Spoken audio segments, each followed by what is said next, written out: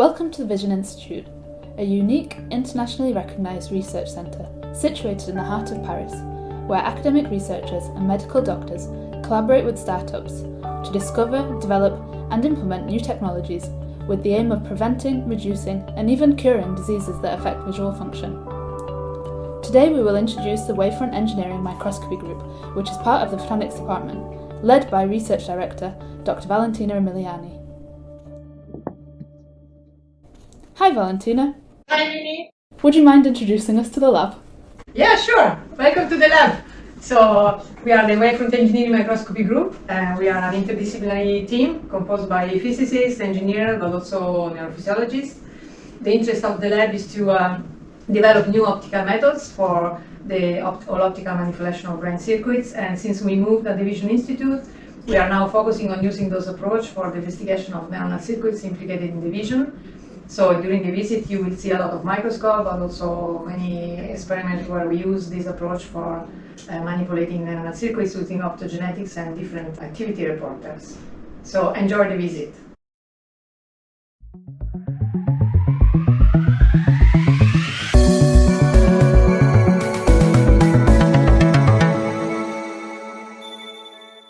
Let's meet some members of the lab who will explain what we do.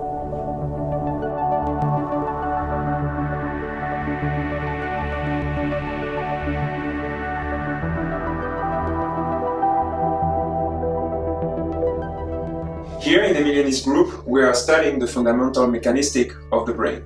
For that, we need to be able to observe it and to manipulate it. The brain is composed of a set of interconnected cells, also known as neurons. Those neurons receive inputs from other regions of the brain, from other neurons. If the inputs arrive at concomitant events with the proper strength, they can activate a neuron that will generate an action potential to transmit the information to the next neuron.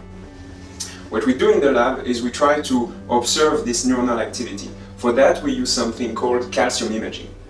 Calcium imaging is based on the fact that once activated, a neuron will have an influx of calcium. Once it inactivates, then they will have an outcome of an outflux of calcium.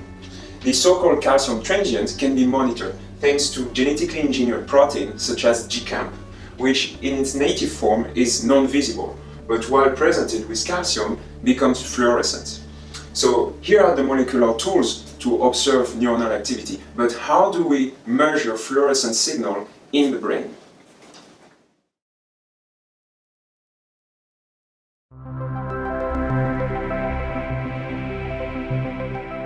Thank you very much for the question.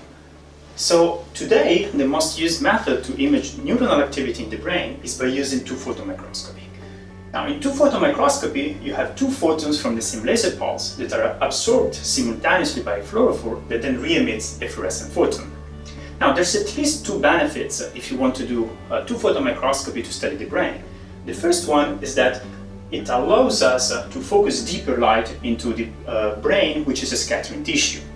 Now, the second benefit is that by confining the interaction between light and the sample to a very small spatial regions, we're actually able to see very clearly single cells with very little background if you do two-photon microscopy.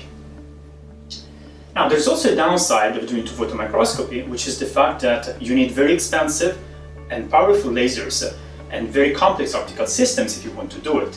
But that's okay, because there's us, the optics people, who can take care of it.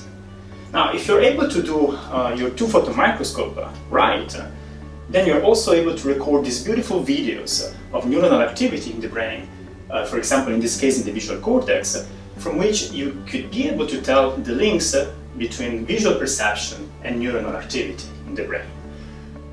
Now, to go a step further, we not only want to image neuronal activity, but we also want to manipulate it somehow. Now, the question is, how do we do that?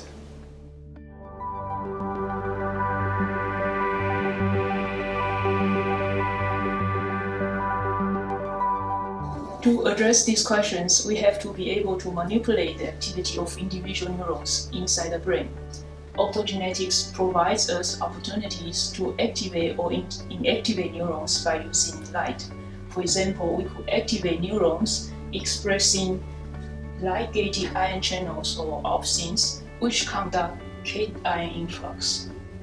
one-photon wide-field illumination allows us to activate neurons simultaneously under the illumination volume, but it does not provide single-cell resolution.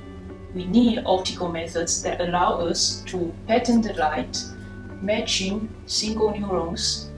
Then how can we do that? I think I'm going to ask my colleague Emiliano, who is an expert in optics.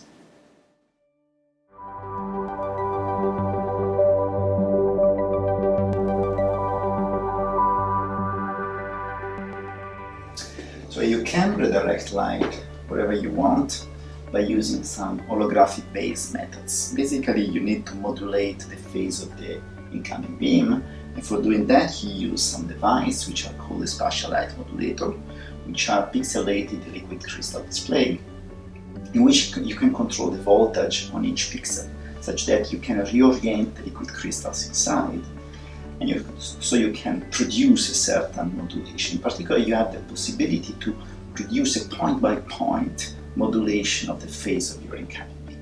And when you do that, and you couple that with two-photon excitation and temporal focusing for axial confinement of extended patterns, well, in the end, you have a system in which you can redirect the light with near single-cell resolution on the neurons of your circuits.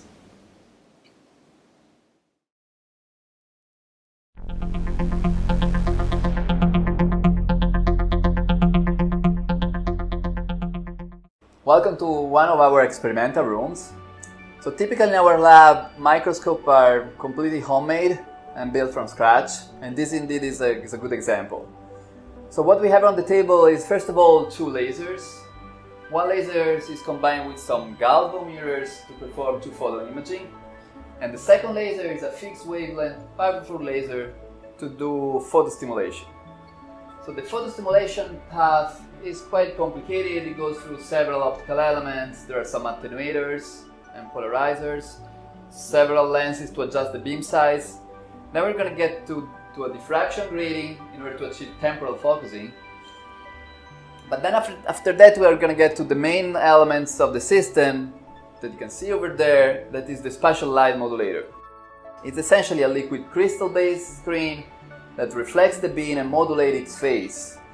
And this allows us to affect its propagation, and then will allow to reshape the illumination on the sample plane and so target specific cells. So indeed these two laser beams will be then recombined just before getting to the microscope objective, and then the experiment can begin. To investigate circuits of neurons in the brain, we use in vivo and in vitro preparations. We can convert optical signals into electrical signals by expressing light-sensitive molecules known as opsins in neurons. Using electrophysiology, it is possible to characterize and monitor the response of neurons expressing opsins under two-photon holographic photostimulation. We can manipulate neuronal activity by photostimulating neurons and evoking action potentials, which are the electrical signals neurons use to communicate information. Photoactivation can be performed with high spatial and temporal precision thanks to the combination of two-photon excitation and the ever-expanding optogenetic toolbox. Using computer-generated holography, we can activate a specific set of neurons by generating sequences of holographic patterns. With two-photon optogenetics, we can control the activity of single neurons or of ensembles. Using genetically encoded calcium indicators, we can also observe neuronal activity, evoked in this instance in the visual cortex in response to specific visual stimuli. Two-photon photoactivation of neurons with a precise spatiotemporal pattern and simultaneous monitoring of neuronal activity is an approach known as circuit optogenetics.